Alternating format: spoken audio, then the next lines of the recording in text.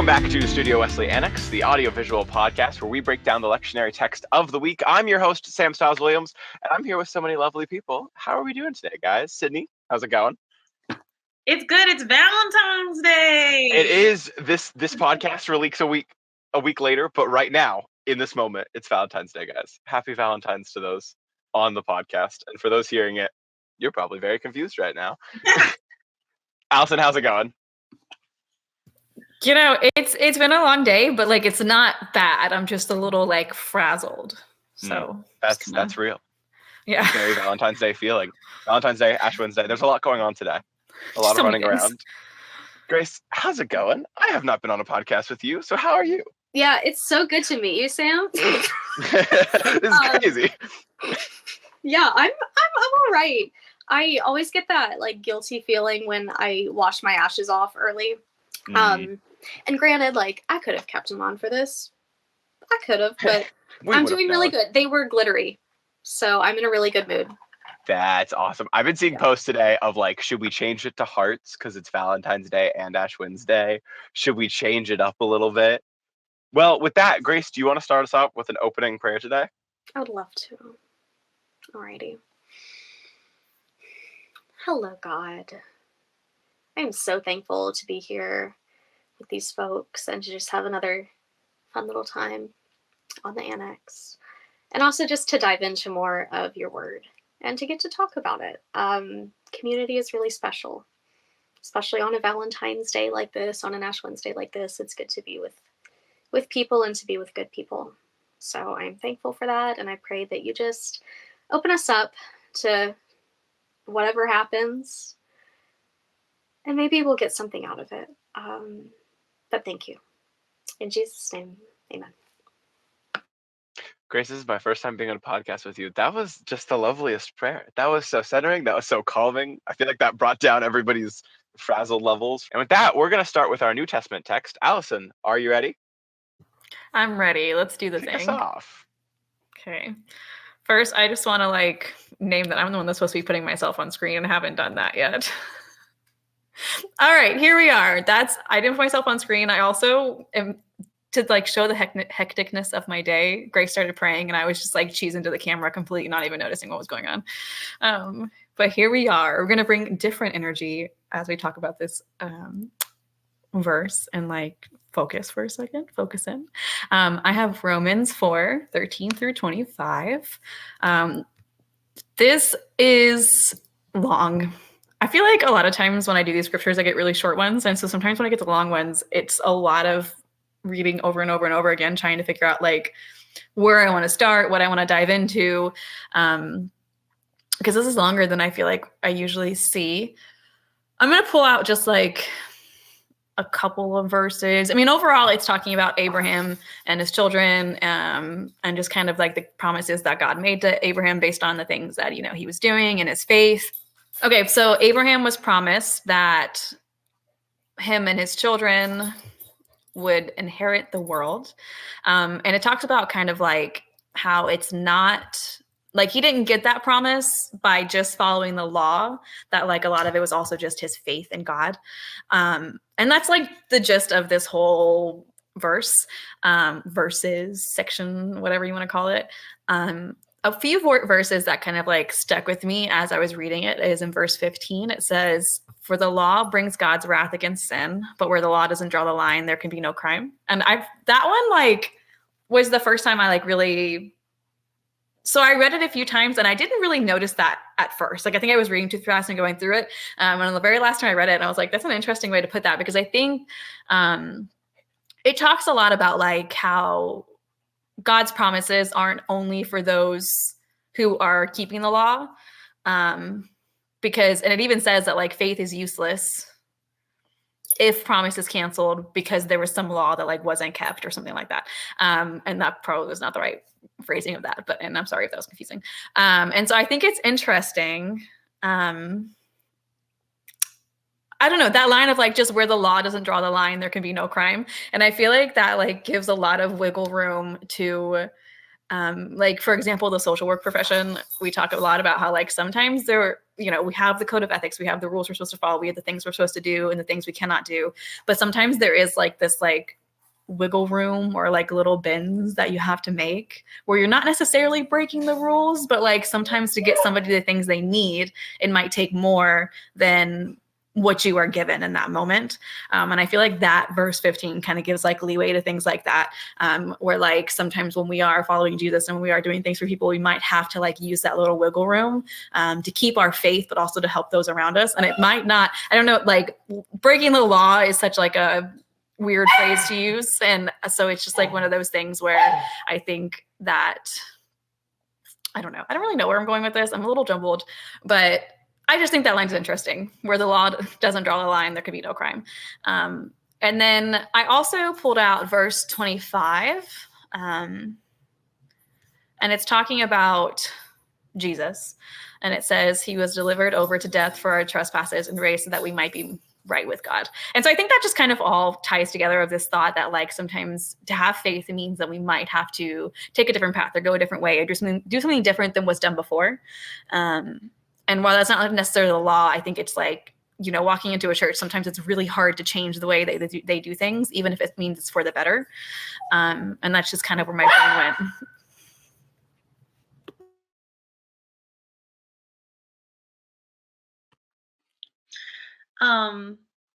Thank you for sharing, Allison. I think I have been struggling with the scriptures a lot today, like all the scriptures. I'm just like I just feel like I'm not connecting to them this week.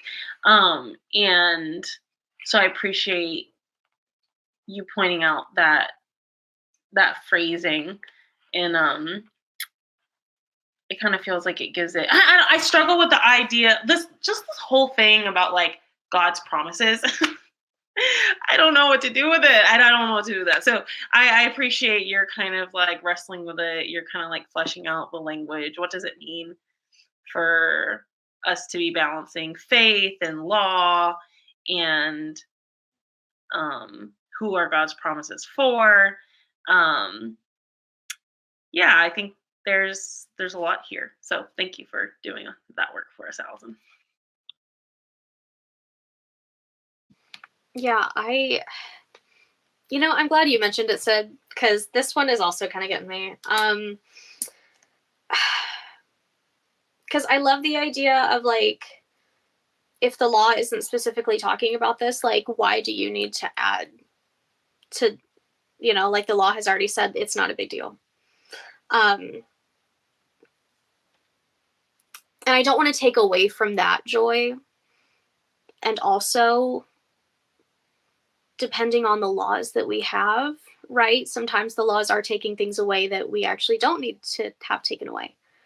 And that there's so many facets of that in our like modern society. I don't need to list all of them, but it's hard having both of those feelings, of like, if the laws, like the laws that Jesus has given are not commenting on this, if the laws aren't taking things away, then like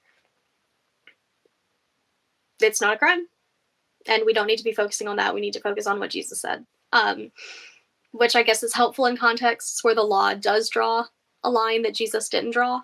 So it's just a weird tension to manage, and it's one that we're managing because we're engaging in biblical text, but it's just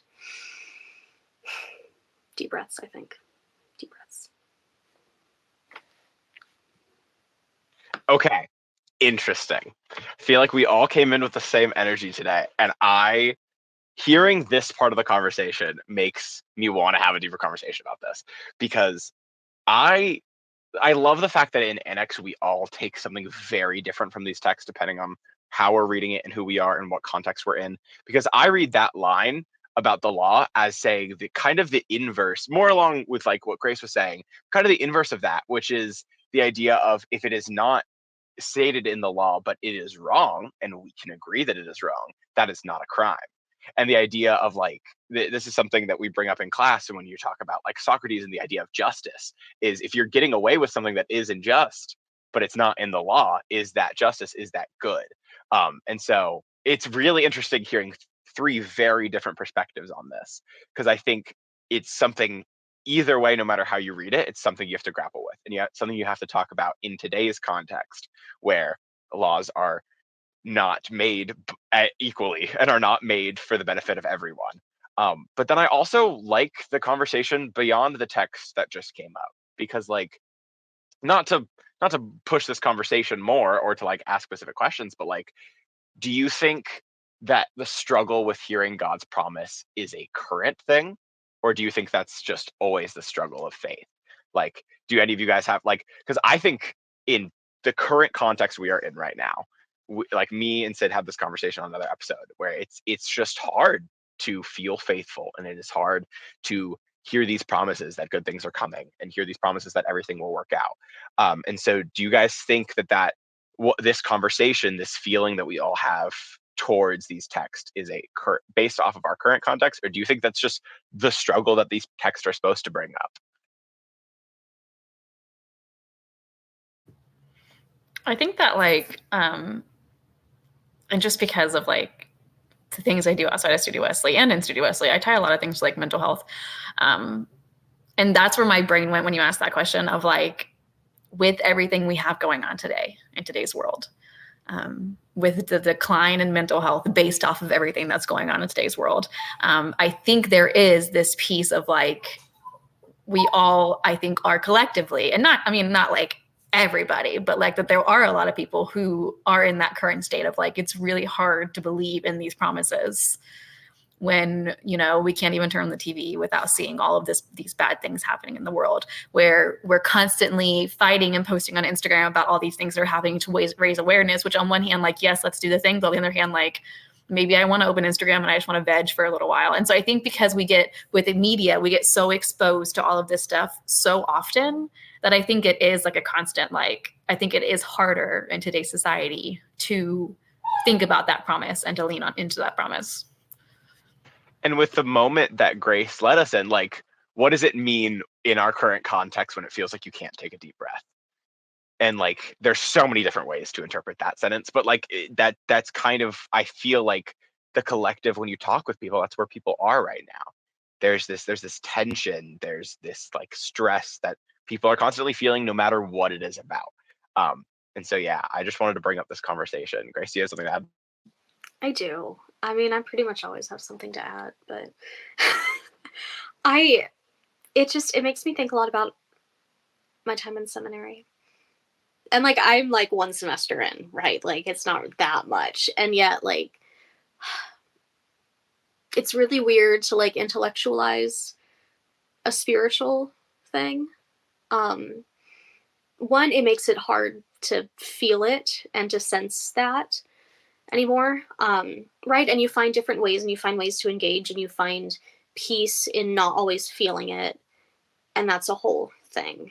But it's really, we had this moment, or this like module in class, really, where we were talking about rest, and like Sabbath time and relaxing. And so we had all these texts that we had to read. We had a bunch of assignments, and we had to read a bunch of things, and like during the rest, and like over time, right, like I think they wanted us to feel that so that we like care more about the rest, but it's very strange and difficult to like intellectualize that. And so I think it makes the like deep breath or the pause just even more, I'll say even more meaningful, but also even more important, I mean, even just like something like this, like we're just like deciding to, well, we rotate, right? Everybody gets like their time on the annex, but like we're deciding to like engage in this and to be like in community. Yeah.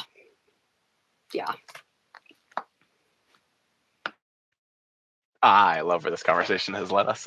This is an interesting episode. With that, do we want to keep going? Sid, are you ready for the Old Testament? I sure am. Okay. So I'm gonna take us on a journey today because I feel as though this week especially I didn't feel like, I don't know, maybe I didn't have the capacity to do like an in-depth dive of like historical context. And whenever I'm doing Old Testament stuff, I feel like that's where I always kind of want to go. I'm like, hey, I want to try and give something more in depth, something more I guess like theological. But I just didn't I wasn't feeling that today. So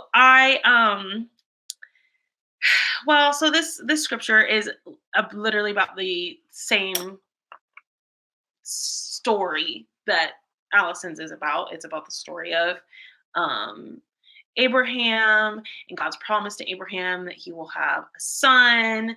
Then he would be the father to many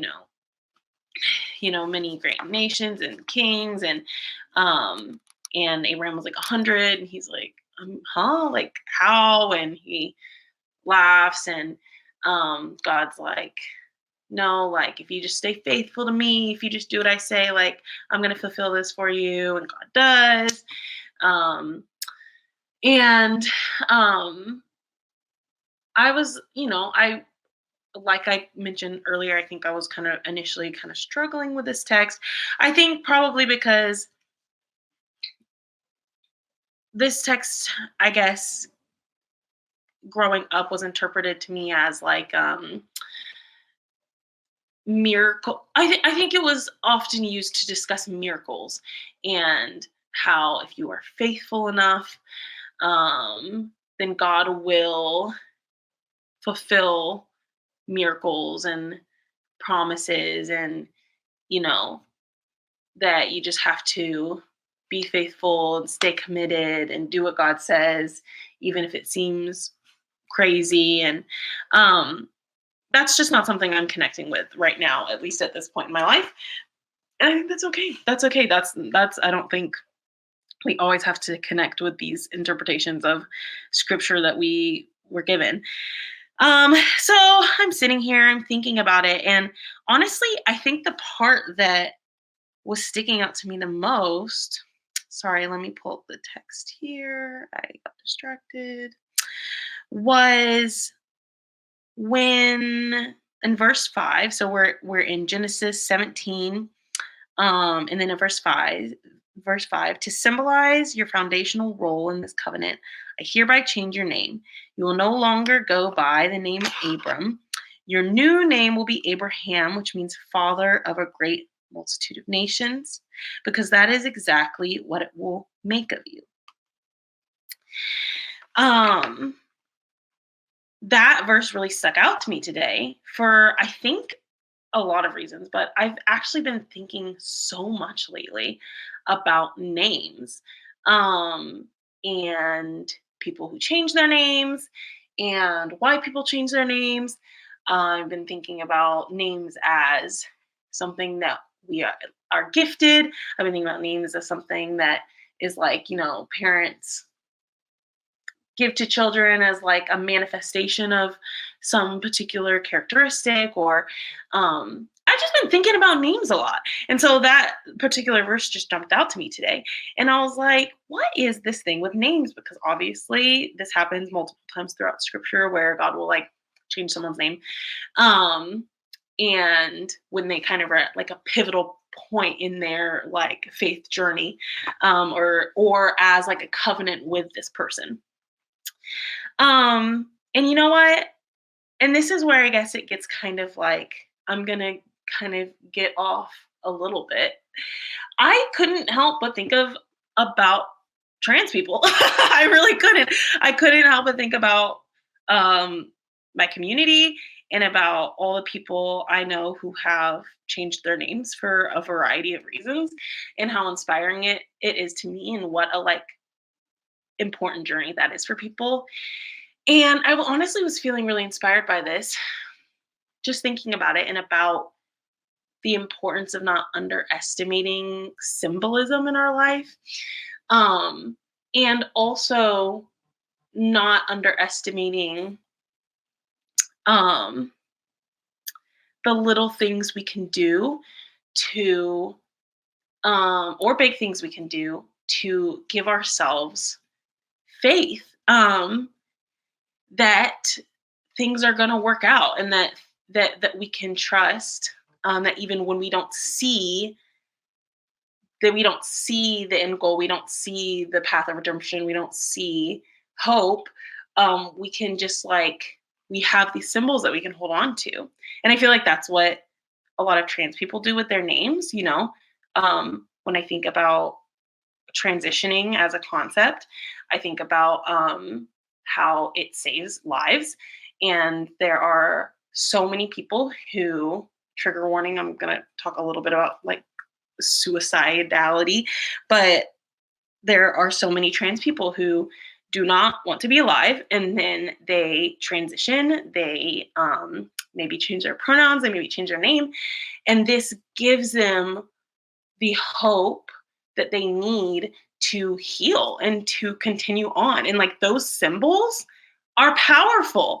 And that's what I'm feeling thinking about here is about the symbol that even though Abraham might not have seen it come to fruition yet, that it was a promise that God gave to him. And anyways, my last thing I'll say is all day I've had it's actually a really depressing song stuck in my head. I don't know if anyone is familiar with the Lucy Dacus song, Please Stay. It's a terribly sad song. And it's been stuck in my head all day. And you might be wondering, are you okay, Sydney? I'm fine. I'm good. I don't know why it's been stuck in my head all day. But I keep thinking about the last verse of it where she's talking. It's a song. She's writing to a friend who, again, trigger warning, is suicidal. And she's basically telling this friend, do whatever you have to do to stay alive. She's change your name, change your hair, change your mind. She's you can break a vow, you can make a new vow. You could talk to me, you can never talk to me again, but whatever you do, just do what you have to do to stay alive. And I think about this sentiment all the time because I think about religion as something that is helping us, again, cope with the existential dread of life and of the unknown and of how hard the human experience can be. And even if, we're not talking about something as extreme as suicidal ideation or anything, just that in times when we are lacking hope or we feel as though things aren't going to work out, things aren't going to get better, that God offers us these symbols, God offers us these opportunities to pivot, to change things about our life, to dye our hair, to change the way we dress, to make new friends, to insert anything. These things can be really important symbols for people to hold on to hope. And so that was really long-winded, way more than I thought it would be, but and maybe it was so off course that it didn't even connect to the scripture at all. But that's what I'm thinking about today. I'm interested to see what you guys are thinking about. Sid, I loved that so much. And I don't think you were off course at all. I think that was just perfect for the course. Because that's exactly where I went. That's exactly where I went. When we change our names, and specifically here, when God changes your name and it being a portion of the covenant that you make with God, there's a lot of things that ring out in that I'm so glad that I have all this seminary stuff now to add to it. Because it's so exciting. And so I'm so happy to get to share it with you guys. But changing your name, even while transitioning, or if you just don't like your name, if you have someone's last name that you don't want, or you're transitioning, and so you want to change a name so that your new name matches you. I just think it's so special And that even being a covenant to yourself too, and like the parallels in that versus when God changes your name and it becoming this covenant, which is not only a covenant of like, okay, like I got you, but it's a covenant of this like long-term promise, right? Like it's not just Abraham's kids, it's like Abraham's kids, and then their kid, and just like so on for the rest of time, basically. And that's a long-term commitment to yourself.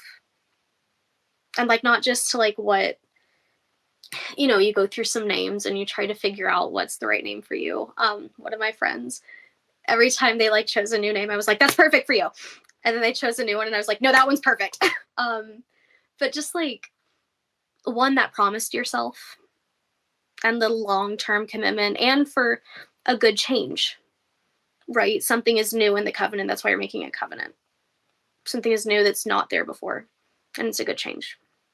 And also, whenever God like steps out, usually, one, it's when blood is spilled, but it's when people are hurting, and so seeing God step up here, one, not just for Sarah, but also later when we see Hagar and she's suffering, and then God steps up for her in a different way, and also in a similar way of blessing her offspring, which just makes sure that her name goes on for as long as it can. And I think when we look at it through a queer lens as well, right? Like God is stepping up because you're hurting. Your metaphorical blood is being spilled, right? And God's not okay with that. And so just thinking about all of that in context with this and the covenant is just, it like, as soon as you said it, it just like made my heart go like, so I'm glad that you brought it up. I'm going to echo a lot of the same sentiments as Grace, because I love this interpretation and think it's both right on like how you should be reading this, but also such a beautiful conversation to have past the text. So I'm going to talk about a little bit beyond the text as well. Like very similar to what Grace said, the idea of the name change through the examples we see with Jesus throughout the Bible, but also in real life, especially in a queer lens, as it is the fulfillment of the promise. Because if we believe that God has the power to be there forever and has already seen this coming, then it is not a change. This is not a new covenant necessarily. This is the covenant that's been there forever, and it is a fulfillment of that. And I love that interpretation and love what you said about these pivotal moments for people and thinking about it through the lens of transitioning, these pivotal moments where somebody has realized who they are meant to be, even if they're in a place that doesn't accept that, even no matter what, they have accepted that. And that's such a beautiful thing. And to mark that with the fulfillment of a name change, I think is really, really beautiful. And then you also brought up the idea of the promise in the same way as hope, and God's promises kind of in the same vein as hope. And it immediately made me think, I looked it up because I knew I was not going to remember it because I don't remember poetry. But Emily Dickinson has a poem that's just titled Hope. And the first line is something I have mostly memorized. And it says, hope is the thing with feathers that perches in the soul and sings the tune without the words and never stops at all. And the reason I love that and the reason I bring it up into this conversation of God's promises and about hope is because it's exactly what we just said. When we struggle to hear God's promises and to believe that it's going to be fulfilled, it's the tune without the words, but it's always there. And like, we're not seeing it every day. You're not feeling it. You may not every morning wake up and feel this promise that you are fulfilling and that is being fulfilled around you, but it's the tune without the words that never stops at all. It has been there the whole time. It has been with you. And like, that's such a powerful thing to think about, especially in those moments of doubts, especially in those moments where you feel like you need to hear the words, knowing that it is there and knowing that it is going to be fulfilled, that this covenant is with you and through you, I think is a really, really powerful thing. So thank you for that conversation. Yeah. I just want to uplift words. Yeah. I just want to uplift what Sam and Grace have said already, because I have similar thoughts, but I think I'll leave that there with them. But I do want to add that at one point you were talking about like along those same lines of like hope is like like having those small things to help us, remain hopeful in times where hope is hard to find. And that's something that I like live by. I say it all the time to people. They're like, why do these little things make you so happy? And I'm like, because sometimes it's all we have are those little things. Sometimes those are what's keeping us from having like a full blown breakdown. Like if I'm having a bad day, if I'm overstimulated, if I want to cry and it rains, I suddenly feel better. Like it's just like that one thing that like helps. And I think it's really beautiful to connect that to the Bible in the way that you did. Because I had never really thought to make that connection before, especially when you're connecting it to the Bible and the trans experience and the LGBTQ experience and all of the above, because of how often the Bible is used to harm. I think finding those moments of those little things that bring us hope is beautiful. And that's really all I want to add. With that, we are going to transition to our break. But I just want to say before we go to break, thank you guys for the conversation already. And I love where we're at right now. So audience, go enjoy your break. Go listen to these. And we'll be back in a little bit. Bye, guys.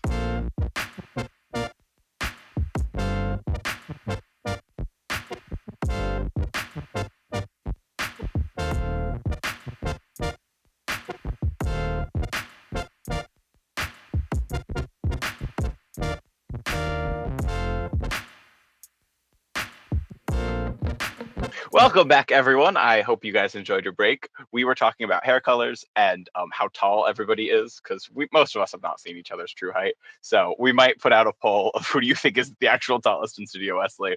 The answer may surprise you. Grace, are you ready to take it away with a psalm? I am so ready, but actually a poem that I would like to bring to our attention first that I looked up during our break is the response to the Emily Dickinson Hope poem called Hope is Not a Bird, Emily, It's a Sewer Rat. One of the chaplains that I know, she was preaching about this, but I mean, it's the same thing in the end. It's kind of like a cooler way, but it's just like, hope is not some delicate, beautiful bird, Emily. It's a lowly little sewer rat that's... Okay. No, we cannot read that out here. But anyways, hope is just this like really like thing that it will not give up. Like there is always going to be a sewer rat around. Like there will always be a sewer rat somewhere. And hope will not give up. So that was the point of the poem. That was brilliant. I've never laughed that hard on this podcast with my mic on. That was really good. It's a good poem that everybody should read on their own time and not credit me as asking you to read it. But in other poems news, I am so glad that I got the Psalm text. I love the Psalms. I'm hoping to take like an entire Psalm course because it's just phenomenal. And Psalm 22, it's funny how God like throws all these little things at you over and over again. It's really not funny, actually. It's kind of frustrating, but we're working on it. Psalm 22, I had to write a final exam on a portion of Psalm 22, and I'm just so happy to talk about it here because it is one of the lament psalms, and we don't see as many lament psalms, or we don't focus on as many lament psalms, but like you get a fuller understanding of it when you look at all of them. So I'm glad that we're looking at this one.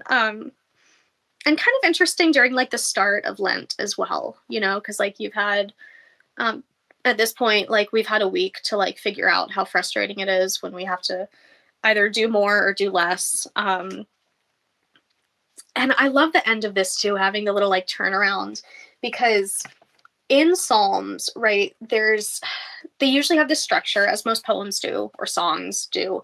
And so it's just really fun to see here where like the author is so frustrated.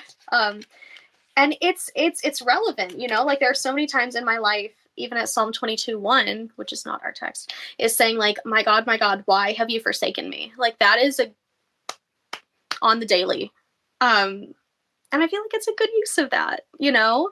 Our professor always says, if you're saying, oh my God, like, you need to just finish off the prayer, you know, oh my God, this is so frustrating. Can you help with this? And so Psalm 22 is beautiful. And the end of this text is just so special. Because we are looking at 23 through 31, which is like the very end. And it's where we see the turnaround of the psalm. So like as you go through, usually you'll like address God, and then you'll complain, and then you'll it's a confession of trust is the like official phrase, but like you accept the fact that you still trust God. Right? And that's everybody's personal journey. But you accept that, and then you have the assurance, you're like, okay, and like I know it'll be like, I know it'll work out. And you do that after you petition for what you want. So it's just really fun. But here I love just the turnaround of still acknowledging all of the beauty that we have with God. Especially, I'll do 30 and 31 is just like the most special thing, that posterity will serve him, future generations will be told about the Lord, and proclaim his deliverance to a people yet unborn, saying that he has done it. And even 26, the poor shall eat and be satisfied. Those who seek him shall praise the Lord. May your hearts live forever. And just all of this, like, hope, really, but all of this, like, excitement in the middle of acknowledging how awful things are is just really beautiful, and frustrating, and great when it happens. And, but all of this back and forth, I think, is just a really special thing to have, especially right now, during Lent. I always give something up. I always give up soda, but I've already given up soda for like general life. I drink less soda, so it doesn't matter as much anymore. So I'm trying to add a devotional every day. And I know that Grace, seeing this next week, is going to be like, well, you haven't read it. Which is very true and very human. But we see that in Psalm 22. And so it's just very real, and that's what I love. And still the acknowledgement that God is going to be there. Even if it's like, you know, I really don't feel like it, God. I don't feel like it. And I know eventually, way, way down in the distance, I know eventually it'll be fine. But we're in the middle of it right now. Yeah.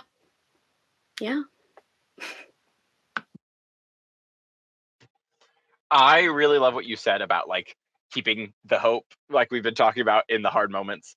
This is, we had a similar conversation about this. I feel like this was on a cafe episode, actually. It might have just been with me and Sid, about like how that's part of like making change, is like centering yourself and hope and joy, because you need to have some center when you're going through the hard parts, because it's not always going to feel like the happy promises are being served that period of time. And so I love how you broke down the psalm, and how this feels like the theme throughout all of these is the waiting, and how to stay strong during that waiting, and how to stick with the promises even when they don't feel like they're coming to fruition. So yeah, I just love all that you said. Yeah, I don't know that I have much more to add. It's interesting how excited you are for the psalm, because I do not like it when I get the psalm text. I don't know why, but I just am not a psalm person. And so I want to say that, and then I want to say that you made me kind of want to go back and read this one just by how you were talking about it. So like usually I'm like, oh, the psalm, but for some reason you piqued my interest, especially when you make those connections to like, you know, we are only human, and like, you know, God obviously knows that. And so I love that connection you threw into this with that psalm. Yeah. Yeah, I'll say I've never seen somebody get that excited about the psalm, and I immediately was like, wow, we should bring on Grace more, because the psalm always stresses me. No, I used to not be a psalm girly. I'm actually a Song of Songs girly. So talk to me about it a different time. No, it's hilarious, because I laughed when I realized it. But Allison and Sam and Sid, you know, make it a whole party. Talk to me about any psalms, especially Psalm 22. I'll leave you and the viewers with this, like, let me teach you. It's connected to the crucifixion. this psalm is connected to the crucifixion. So a later time, this is what's going to hold you in, and you're going to come back and we're going to learn together. Yeah.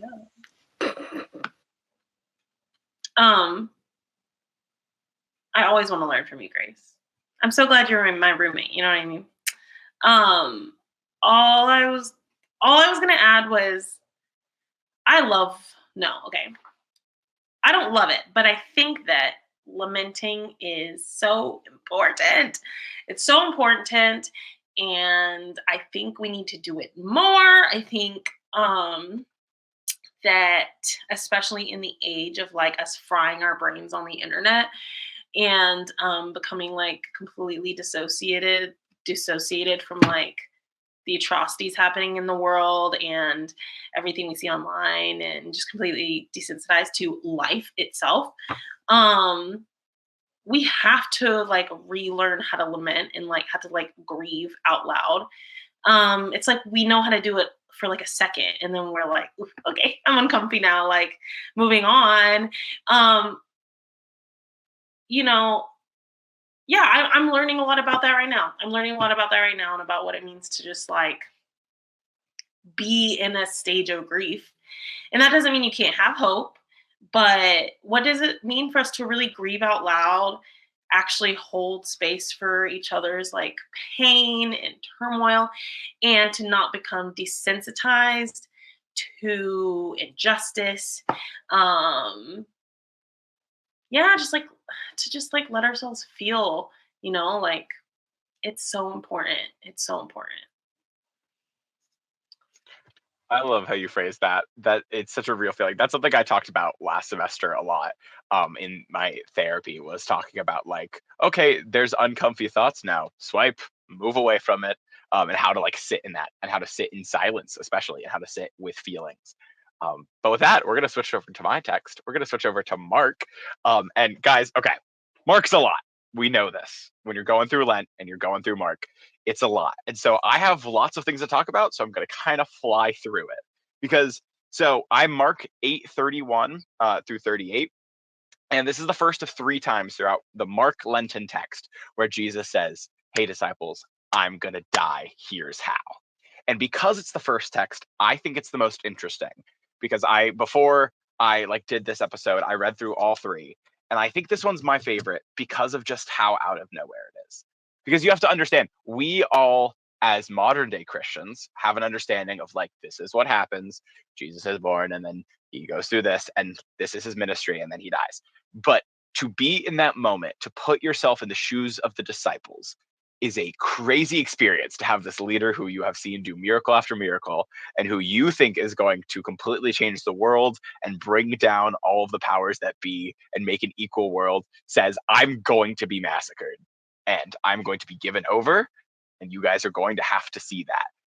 And this one, he's not only declaring that he is going to do that, he's also saying that you should do it too. Because Peter rebukes him. And the Bible doesn't actually say what it said when he rebukes him. I read some commentaries that were talking about him saying that, no, that's not what the prophecy says. I really like the idea that Peter is just really freaked out and is like, whoa, Jesus, you're being a little much here. Like, what are you talking about? But Jesus immediately takes down Peter's idea and just straight up calls him Satan and says, no, get behind me, Satan. And talks about how you're thinking about all this too much as a human. And this is such a otherworldly concept. This is so above that.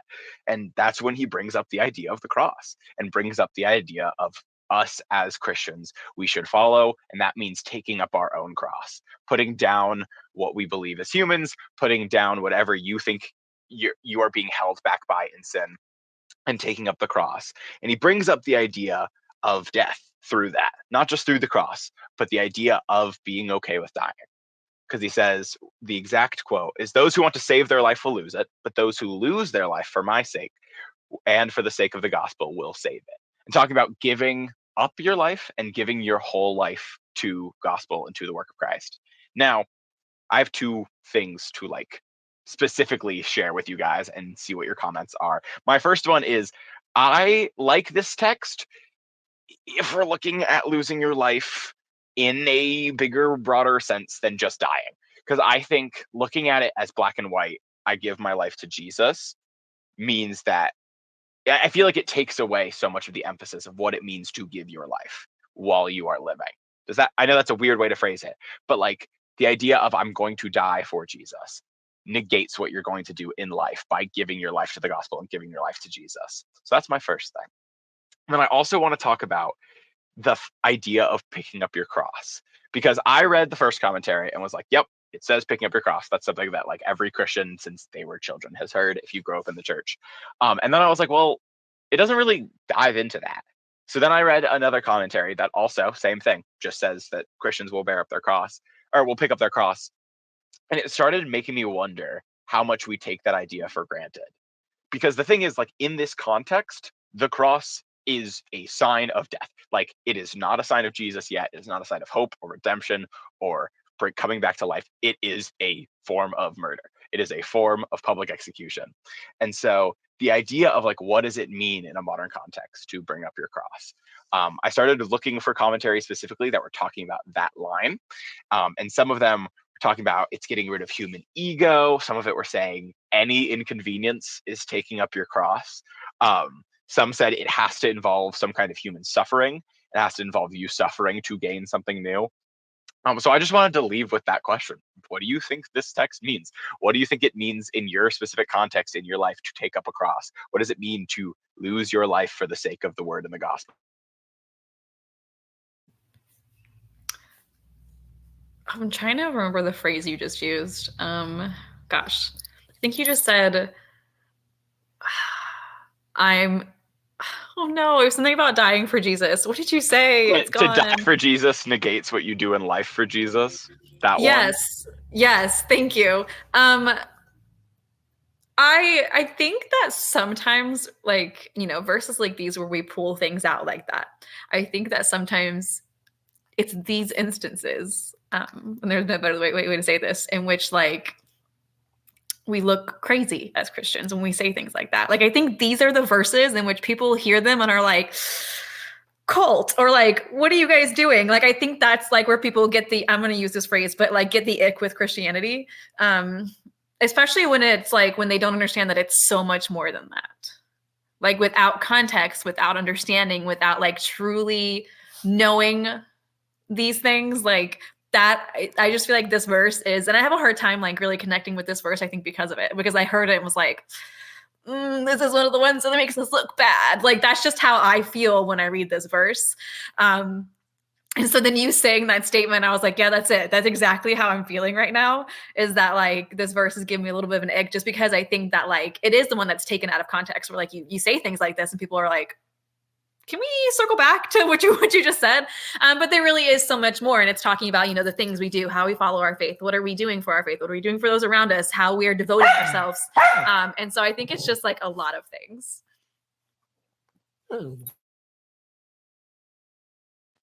Yeah. I think you're so right. Like, I don't know what, I'm trying to kind of give myself some like, I think, okay, so, sorry, gathering my thoughts. I think in white evangelicalism, which is like, I think probably the most prominent theological power structure of the United States, there's one of its like defining factors is its strict like social and moral like boundaries between like us and them, the Christians and the seculars, and you know, whatever. And I think because of that, there's like this fantasy of like being persecuted, even though that's not our historical context anymore, right? Obviously, white evangelicalism is like an incredibly powerful political movement in the United States. You're not going to be a martyr here. You know what I mean? Like, and so I think that, yeah, when scriptures like this are taken into like, oh, I'm just going to die for Jesus. Like, they're going to come for me. They're going to try and, I don't know, put a chip in my forehead. I'm sorry. I'm being too condescending. But to me, it feels like a fantasy that is not rooted at all in like our current society. But what I do think is this idea of like hyper individualism and how people don't like being inconvenienced by other people existing at all. And I think about this a lot, and I think about how like we've completely lost, I think, the sense of like what it means to sacrifice for people and to sacrifice our lives for like a greater cause, because we're all like so obsessed and socialized to think that like we should only be protecting our own life. I think about that a lot, and I think that to me that's like what, like you were saying, Sam, and what like it's like really about is like, what does it mean for us to sacrifice our lives while we're living for something greater than ourselves? That can mean so many things. There's so many ways that we can sacrifice for one another. Whether that's mutual aid, whether that's, you know what I mean, like feeding your friends, whether that's picking a career that, you know, you feel like is going to make a difference, whether that's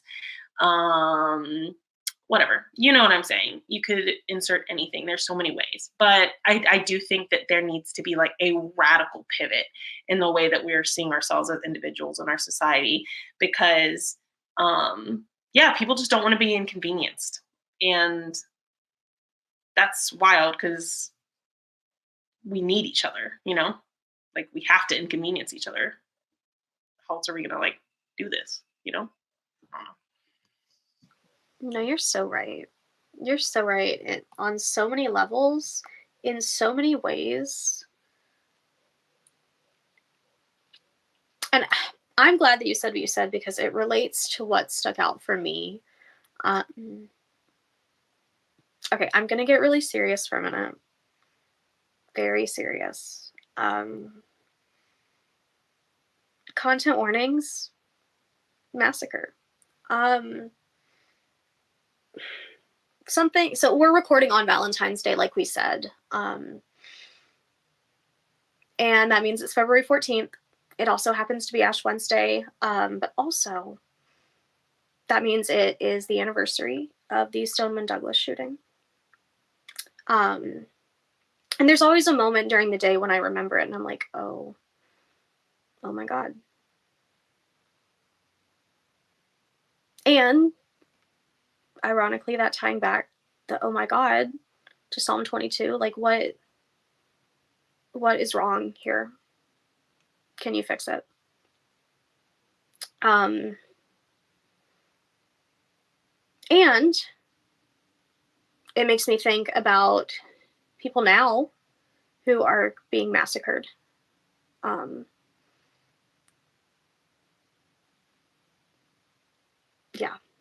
It makes me think about that.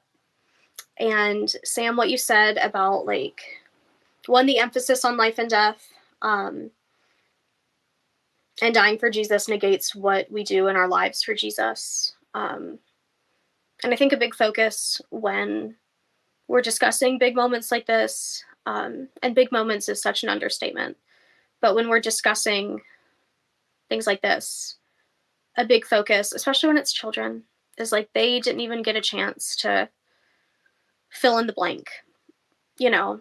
And so, yeah, I think that, I mean, even that statement is focused on the life, you know? And so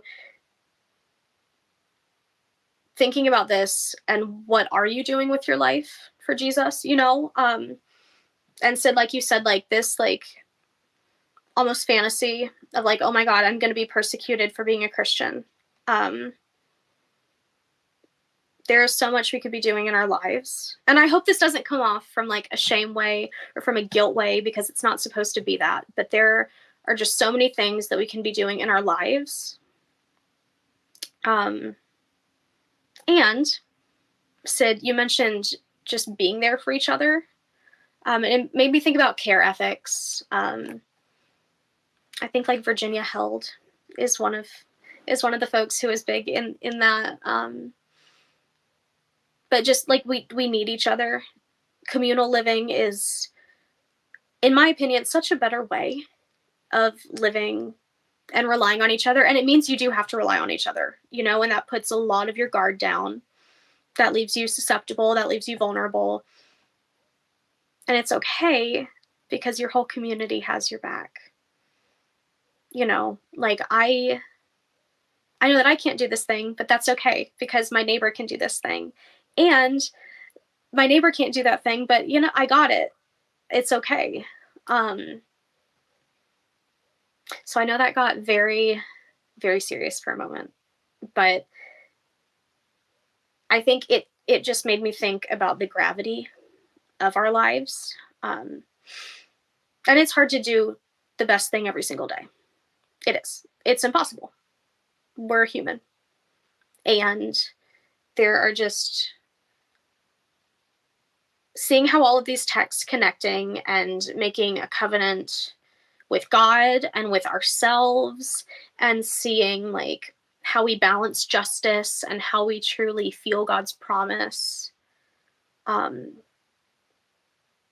going to be thinking a lot about what I'm actually doing with my life.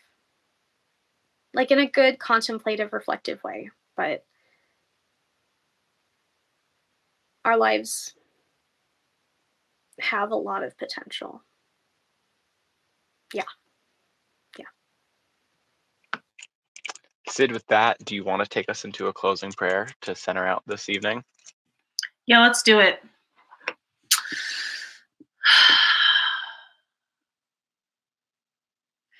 God, today felt especially vulnerable, and I feel like we got into some very serious topics together.